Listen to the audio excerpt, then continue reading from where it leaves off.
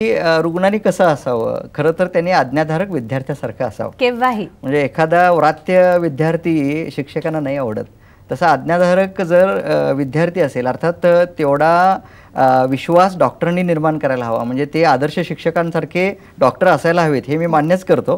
आणि मग ते जर झालं तर मग तो विद्यार्थी पुढे जातो, चमकतो. नक्कीच. डॉक्टर, जेव्हा आता तुम्ही दाखवत होता त्या बाल दम्याबद्दल जेव्हा आपण म्हटलं, तर साधारण छोटी छोटी बाळांना जो दमा होत असतो त्याबद्दल आपण ऐकलं. पण अजून एक शंका आहे, ती म्हणजे काय की गरोदर स्त्रीला जर समजा दमा असेल तर तिच्या मनात एक भीती असते की आता मला दमा आहे, अनुवंशिक आहे, तर माझ्या बाळाला होईल का, तर होऊ शकतो का? हो, एक तर दमा ह्या शब्दाला लोक घाबरतात, ते घाबरून जाऊ नका, सगळ्यात महत्त्वाची गोष्ट. आणि गरोदर स्त्रीला सुद्धा दम्याचा त्रास असेल तर तो तिचा दमा कंट्रोलमध्ये राहू शकतो.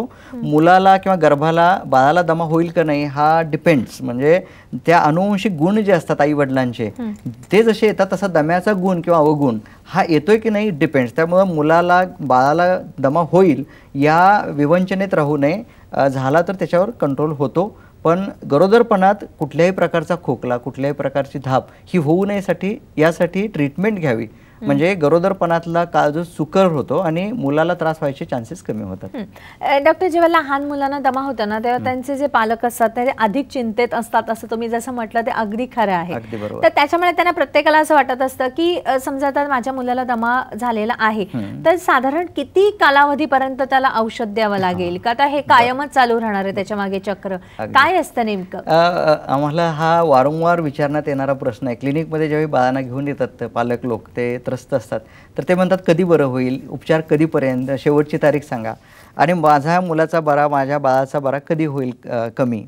तर दमा जर लवकरच्या काळात सुरू झाला, म्हणजे जन्मल्यानंतर जेवढ्या लवकर जो त्रास होईल तेवढा तो त्रास जास्त टिकण्याची शक्यता असते.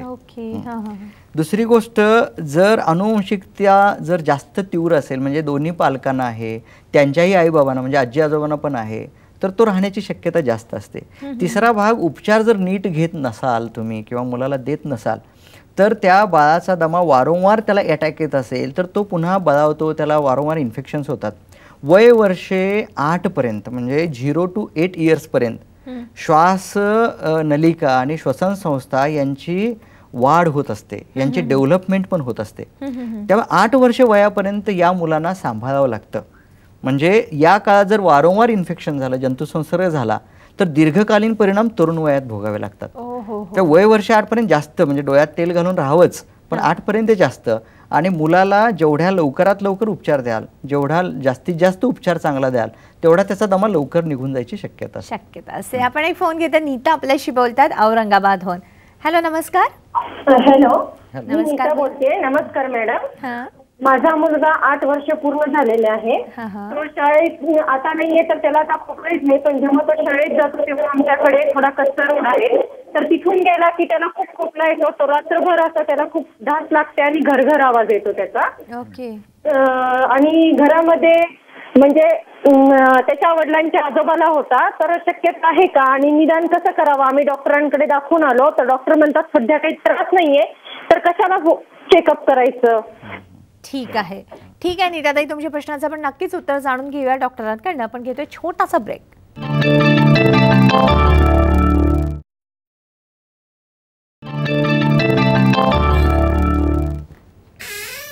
ब्रेकनंतर पुन्हा एकदा आपल्या सर्वांचं मनपूर्वक स्वागत. आज आपण माहिती करून घेतो ते दमा आणि श्वसनाचे विकार याबद्दल. यावर आज आपल्याला मार्गदर्शन करत आहे डॉक्टर अनिल मडके. तुमच्या मनातील प्रश्न विचारत राहाच, पण आता जो नीताताईंनी प्रश्न विचारला होता त्या प्रश्नाचं आपण उत्तर जाणून घेऊया. डॉक्टर, त्यांनी असं म्हटलं की त्यांना 8 वर्षाची मुलगी आहे, पण शाळेत गेली ना की तिला त्रास होतो आणि घरी असल्यावर होत नाही, तर मग डॉक्टरांनी असा सल्ला दिलाय की त्रास होत नाहीये ना आता तिला, मग काय आवश्यकता आहे? आपलं काय म्हणणं आहे? एक तर तुमच्या मुलीला ज्या ठिकाणी त्रास होतो ती जागा बघून तिथले ॲलर्जन शोधायला हवेत. शाळेमध्ये जर धूळ जास्त असेल तर शाळेच्या व्यवस्थापनाला भेटून धूळ सर्वांसाठीच ती कमी करावी. एक. दुसरा भाग, ज्या ज्या ठिकाणी त्रास होतो त्या ठिकाणी जाणं अत्यावश्यक नसेल तर तिथे पाठवू नये. आणि तिसरा भाग, जेव्हा जेव्हा त्रास होतो तेव्हाच घेण्याची काही इनहेलर्स आहेत, उपलब्ध आहेत, जे त्या काळापुरतीच घेते, तुमच्या डॉक्टरांना विचारा. आणि यात सर्वात महत्त्वाचं मला असं वाटतं की त्या तुमच्या मुलीला त्रास जो आहे तो कोणत्या ॲलर्जन्समुळे होतो हे शोधणारी आता टेस्ट आहे. पूर्वी हातावर टेस्ट केल्या जायच्या, तर त्या आता इतिहास जमा होत आहेत, झाल्या आहेत. आणि आता फक्त ब्लड घेऊन म्हणजे 3 ते 4 cc ब्लड घेऊन आम्ही ते प्रोसेसिंग करतो आणि त्यावरून कळतं डिजिटल टेस्टिंगवरून की आपल्याला ॲलर्जन्स कुठले कुठले त्रासदायक आहेत आणि ते 4 तासानंतर त्याचा रिपोर्ट मिळतो. ते जर एकदा शोधले तर मग त्यावर नियंत्रण करू शकता. अर्थात डॉक्टरांचा सल्ला महत्त्वाचा आणि त्या पद्धतीची औषधं तुम्ही डॉक्टरांकडून मागून घ्यायला हरकत नाही. नक्कीच. आता आजपर्यंत आपण सर दम्याबद्दल बोलत होतो. बरोबर. तर दमा काय आहे, त्याची कारणं काय, लक्षणं काय, उपचार काय, आपण सगळं समजावून घेतलेलं आहे. पण या बरोबरीनेच आपण जे श्वसनाचे इतर विकार जे म्हणतो ते नेमके कोणते विकार असतात हे जरा आम्हाला सांगता का? आपण थोड्या स्लाइड्स बघूया. चालेल. तर दम्याबरोबर आणखीन एक विकार जो आहे त्याला आम्ही COPD म्हणतो, म्हणजे क्रॉनिक ऑब्स्ट्रक्टिव्ह एअरवे डिसीज किंवा पल्मोनरी डिसीज. हा जो विकार आहे तो स्मोकिंग करणाऱ्या किंवा धूर आत घेणाऱ्या, चुलीसमोर काम करणाऱ्या व्यक्तींना होतो. छाती जी आहे ती बॅरलसारखी होते. इथं दाखवलेलं आहे. इथे हा जो डायमीटर आहे, ट्रान्सव्हर्स डायमीटर आणि अँटेरियो पोस्टीरियर डायमीटर हा एकसारखा झाला, म्हणजे गोल होते. इथे चित्रामध्ये पुढे दाखवलेलं आहे अशा प्रकारचा फुगवटा येतो.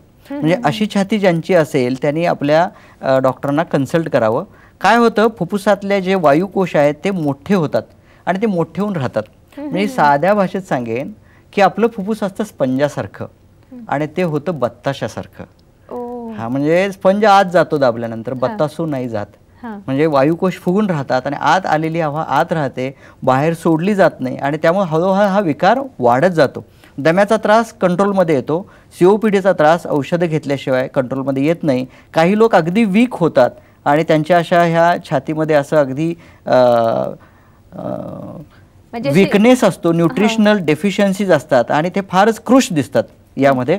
आणि स्मोकिंगमुळे हे होतं, हे मुद्दाम ही स्लाइड इथे दाखवलेली आहे. या रुग्णांना बऱ्याचदा व्हेंटिलेटर लावावा लागतो आणि कृत्रिम श्वास दिल्यानंतर त्यांचा ॲक्यूट अटॅक जो असतो तो नियंत्रणाखाली येतो. दुसरा विकार म्हणजे ट्युबरक्युलोसिस, क्षयरोग, TB. आज आपल्या समाजात हाही आजार मोठ्या प्रमाणात आढळतोय. फुफ्फुसामध्ये असे ट्युबरकल्स दिसतात म्हणून ह्याला TB म्हणतात आणि हे जंतू मायक्रोस्कोप खाली दिसतात. अतिशय चिवट असे हे जंतू असतात आणि आपल्या समाजात जे रुग्ण आहेत ते रुग्ण बाहेर खोकल्यामुळं, शिंकल्यामुळं किंवा नाकातून जे स्त्राव येतात त्या स्त्रावामुळे आणि हवेतून असे तुषार सोडले जातात. आणि जेव्हा एक निरोगी व्यक्ती दुसऱ्या रुग्ण व्यक्तीच्या सानिध्यात येते तेव्हा असे हवेत तरंगणारे कण दुसऱ्या निरोगी व्यक्तीच्या शरीरात जातात.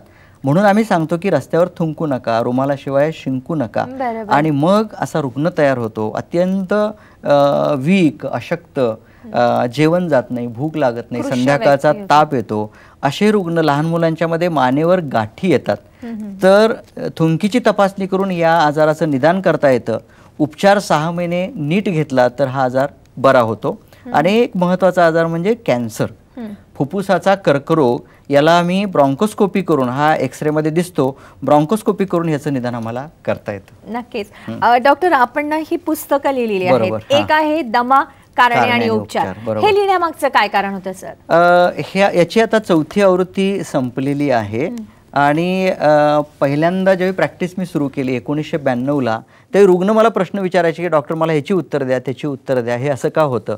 रुग्णाला आमच्या कन्सल्टिंग रूममध्ये फार वेळ देणं शक्य होत नाही, खूप रुग्ण बघायचे असतात. हे सोप्या भाषेत, ज्याला मराठी वाचता येतं त्याला हे पुस्तक अ ते ज्ञ पर्यंत कळतं आणि अत्यंत माफक म्हणजे 70 रुपयाच्या किमतीमध्ये हे 130-40 पृष्ठांचं पुस्तक आम्ही दिलेलं आहे. हे वाचल्यानंतर बऱ्याच रुग्णांच्या शंका जातात आणि माझे अनेक रुग्ण आहेत ज्यांनी हे पुस्तक वाचून दम्यावर नियंत्रण मिळवलंय. तो असे रुग्ण माझ्याकडे येत नाहीत. अच्छा, ठीक आहे सर. आणि दुसरं जे पुस्तक आहे की जगण्यात अर्थ आहे, तर हे जे पुस्तक लिहिण्यामागचं नेमकं प्रयोजन काय असतं? खरं तर मी सांगलीमध्ये प्रॅक्टिस करतो आणि रुग्णांच्या इच्छेमुळं किंवा त्यांच्या डिमांडमुळे मी आता येत्या 10 तारखेपासून मुंबईत येणार आहे. माहीमला आशा पॉली क्लिनिक नावाचं क्लिनिक आहे, RK बिल्डिंग म्हणून आहे माहीममध्ये. मी येत्या रविवारी 10 तारखेला तिथे रुग्णांना भेटणार आहे. तर रुग्णांच्या ताणतणावाला उत्तर काय म्हणून हे पुस्तक मी लिहिलेलं आहे. म्हणजे खरं तर दमाची कारणं आणि उपचार तर आपण बघितलेले आहेत, पण मानसिक तणाव हे जे प्रामुख्याने आपल्याला दिसून येते कारण ह्याच्यावरती मात मिळवणं म्हणजे सगळं आपल्या जीवनाचा आनंद मिळवणं असं आहे. डॉक्टर, आज तुम्ही इथे आलात त्याबद्दल मी तुमचे मनपूर्वक आभार मानते. धन्यवाद. मैत्रिणींनो, पुन्हा आपण भेटणार आहोत साम संजीवनीमध्ये एका नवीन विषयासह. तोपर्यंत नमस्कार.